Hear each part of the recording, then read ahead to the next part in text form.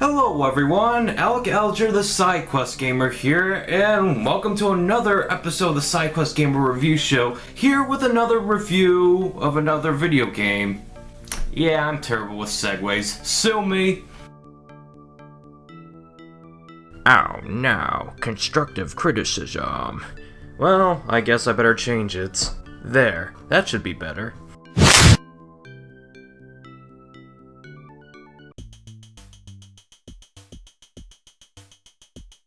The female protagonist in video games has become somewhat of a political discussion nowadays. Heck, who knew gaming would become so political in this day and age? But I'm not speaking from a political standpoint, no, leave politics off this channel, but rather an observative historical standpoint, as somewhat common as they are today with your Bayonetta, your Samus Aran, Lara Croft, Commander Shepard, the female version, various Final Fantasy protagonists, and now Tracer from Overwatch. Back in the 1980s, the only really famous one I can think of off the top of my head was Ms. Pac-Man, and maybe Samus Aran, but the latter wasn't that well established as she is nowadays, with that very reveal being at the end of the first game. There's probably a few more female protagonists from some obscure games that I can't think of off the top of my head, but that just goes to show there's definitely a lot more iconic female protagonists today than there was back then. They became much more common as the years passed, and Epic Mega Games' 1992 release of Jill the Jungle for the MS-DOS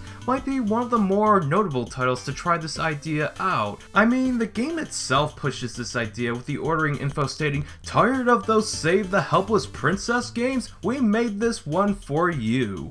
The game was originally released as shareware, a business model for computer games where you're actually encouraged to copy the first episode of the game, and like the title suggests, share it with your friends. Heck, whenever I quit the first 2 episodes, I get an in-game message from creator Tim Sweeney about how I should make copies of the first episode to share it with my friends as well as copy it and post it on online bulletins. Think of it like software piracy, except the developers want you to do it for the first episode. Well, I don't want to do it now that I have permission. Where's the fun in that? The goal of this business model is so if others enjoyed the first episode, they would buy the full game. In this case, episodes 2 and 3 at full price, or all 3 games for a discounted price that even comes with extra goodies, depending on how the publisher is selling it. An old phone number. It's time to play the dumb YouTuber who's like, I wonder if the phone number still works. Well, there's only one way to find out.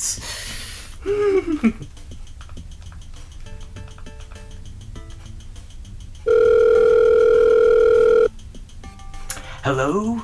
Is this Epic Mega Games? I'd like to order Jill the Jungle Trilogy with all the extra goodies and the Epic Mega Games extras. Do you have it? Hello, I am Reality. I'm afraid you have the wrong phone number, because this skit does not work. It is not funny. Every YouTuber has tried it, usually gets an answer from a supposed pizza shop that for some reason has the audio quality definitely higher than the usual actual phone call. So please don't even try anymore. Thank you. Have a nice day, sir. The version I'm looking at is the one with all 3 games in one package, released a year later after the initial release of the first episode. Since it's released episodically, I'll treat all 3 games as one whole package rather than review each game individually. When you start up the game, there's a launcher asking you to configure the settings of whether you want digital sound on, and most interesting being the 3 graphics options, CGA, EGA, or VGA. CGA is that rather ugly looking purple dominant color scheme. EGA is better, but in VGA, this game looks surprisingly fine. The other options are in case you have a more primitive computer, but luckily nowadays this trilogy can run on a toaster. I played this with VGA settings for the entire playthrough of all 3 games, and the visuals haven't held up the best, but Jill's sprite is detailed enough, as are the enemies and textures, as basic looking as they are. As for the game itself, Jill the Jungle is kind of a puzzle platformer adventure game, but unlike any I've played before. For one, there's a health bar rather than 1 or 2 hit points for the character. Also, Jill's jump is high but rather stiff when you're trying to turn, but for the most part, it works because the levels are designed around this limited type of jump, designed with the arrow keys in mind. You also have knives and saw blades you control with your jump momentum since they're to return to you, although my knife sometimes gets stuck behind an object and stays there until I collect it again. Controlling the movement of the thrown knife can be rather tricky and imprecise, especially against those frog enemies. This isn't a huge problem as enemies aren't mandatory to kill. In fact, you can go through this entire trilogy without killing a single enemy, but me being the psychotic Amazon woman I am, I like to slice and dice as many of those annoying frogs and giant slugs I come across. Don't judge me. You'd be amphibicidal if you were playing this game too. And as for the puzzle part of the platformer, some of the levels are kind of maze-like, where you're given this open space with a series of rooms and elevators, with a ton of locked doors you need to access in order to progress through the game. So the goal of each level is to find the key to get through those doors in hopes of moving on. Some puzzles involve using switches to form platforms, open close switch activated doors, disable instant kill knights, and etc. Some of these puzzles, while not difficult, can be relatively clever as you have to be observative of your environment in order to solve them. For example, in Jill Goes Underground, there's a bird that has access to 5 yellow buttons that open and close doors, hindering your progression. But you have access to 4 switches that'll close a door in the bird's chamber, making it only able to hit a few of the switches, changing the order at what doors open and close entirely. Instances like these are clever, making an otherwise simple platformer more complex. There's also obstacles requiring a power-up like the higher jump height, and even animal transformations like the firebird, frog, and fish to get past certain areas with their unique abilities. Especially with one of the 2 selectable final levels in Jill the Jungle Part 1, where you have to turn into a fish to swim around and collect 6 crystals to open the crystal lock gates. These break up the monotony of just playing as Jill, which isn't much of a problem for the first episode since it's short and can be beaten within an hour, but episode 2 of Jill Goes Underground is by far the longest episode in the trilogy, and it's much more linear since episode 1 had a side-scrolling overworld where you collect each level's gem before exiting so you can progress on further in the overworld, but this allowed for you to choose between usually 2 levels of choice. But in episode 2, you just play one interconnected level after the other, which isn't a bad thing, but it's probably the main reason I prefer Jill the Jungle over Jill Goes Underground. Well, that and how Jill 1 doesn't have this annoying 6-key block puzzle, worst part of the entire trilogy, and one puzzle not designed well with Jill's jump control scheme in mind. Jill Goes Underground doesn't change much other than adding a hellish aesthetic, new enemies like those devil men since Montezuma's castle is linked to Heck itself, and now Jill has a red dress instead of green. I don't know why they did that since Jill's dress was green in the ending of Jill of the Jungle, which leads directly to Jill Goes Underground. The thing I do like about Jill Goes Underground is its ending where, spoiler alert, you see text that tells you, way up above, you begin to see the light of day, and the thought finally enters your mind. You are free. While it's nothing deep, I do like this because Jill literally went through heck and back again, and with this text finally giving you a glimmer of hope being a way out, it's pleasant to see you are free, as Jill is wandering around in the grasslands out of Montezuma's castle, away from those devil men and fire traps. That is probably my favorite moment in the entire trilogy of episodes. Episode 3, Jill Saves the Prince, is probably my least favorite of the episodic trilogy because at this point it does get repetitive with puzzles we've seen before, more frequent cheap obstacles, and really the lack of any real innovation. This entry feels rather thrown together because there's this overworld disguised as innovation when really all you're doing is getting from one place to the other, and other than the lizard men, the only real new addition is Jill's blue dress. Again, I don't know why they changed that. As the title implies, Jill has to save the prince from the lizard men, enemies you only encounter twice in the entire game out of the 14 total levels. Yeah, the lizard men are built up as this giant threat to the jungle, but their limited presence kind of contradicts this. The story of this episode is mainly a gender reversal of the usual damsel in distress trope, except unlike the other games that use this trope, Jill's mission isn't romantically motivated, as the prince is the only way to stop the lizard men from turning the jungle into an area where they can just build condos. Although the ending, spoiler alert, It does involve some romance. When Jill saves the prince, they escape the castle and he proposes marriage to her, to which Jill nonchalantly replies, "Okay." Well then, that marriage is not going to end well. It's kind of an underwhelming way to end off this trilogy if I'm going to be honest. The first 2 episodes were about exploring new places, taking in new sights, and while the third does this with level design, it just feels way too similar to really stand out from the other 2 episodes.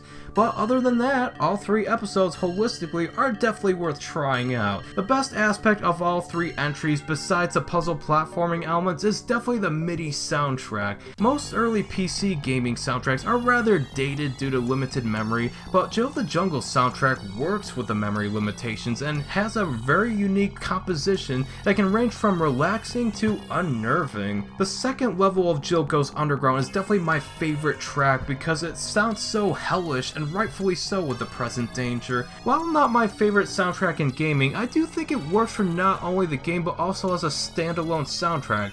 They just have some undeniable charm about them.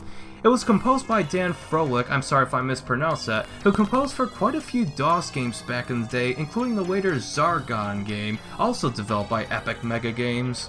But according to the Video Game Music Preservation Foundation wiki, he kind of disappeared from gaming soundtrack altogether. But according to his own website, he mentioned playing for bands in Colorado, so it's good to see he's still making music for the world to hear. In addition to the soundtrack, for the time the sound effects themselves were impressive and still kind of charming to this day. It does get a little annoying every time you get hit. Jill says over and over, although I like how there's evil laughter whenever Jill dies.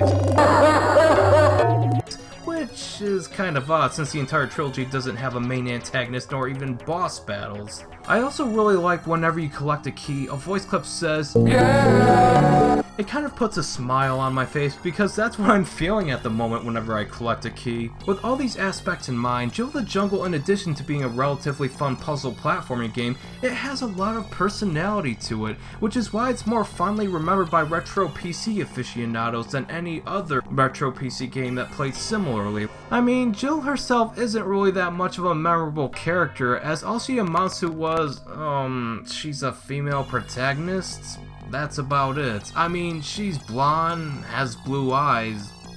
That's all I get from her. That's pretty much her gimmick, as that is mentioned so many times in the game, but make no mistake, this isn't pushing some political agenda, but more along the lines of making fun of the common tropes at the time, which is perfectly harmless in my opinion. And I guess for a platformer, the story doesn't need to be anything complex, just consistent enough to get you from point A to point B. If anything, it really doesn't take itself too seriously. I would say this game feels like it has more personality than Jill herself, since it's pushing Jill as this new, cool hero that makes every other platformer star at the time pale in comparison. Take these news bulletins from the Trilogy version of Jill the Jungle Episode 1.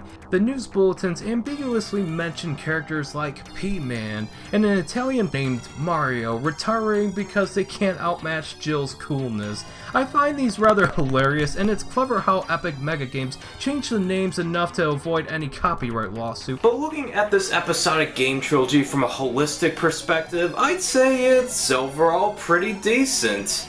While enjoyable, the trilogy does overstay its welcome by the third episode, and this episodic trilogy isn't longer than 4 or 5 hours total, which does say a bit about its variety. While this game hasn't aged the best out of all the other platformers at the time, I do think it's worth giving a try today. This game, along with Doom, is what got me into retro PC gaming on the DOS operating system, so it is special to me in that regard. It's kind of a shame Jill of the Jungle never got an official sequel, and I mean a new set of episodes with new game mechanics. Epic Mega Games did make a spiritual successor called Zargon, which is entertaining in its own right. I'll get to that game at some point.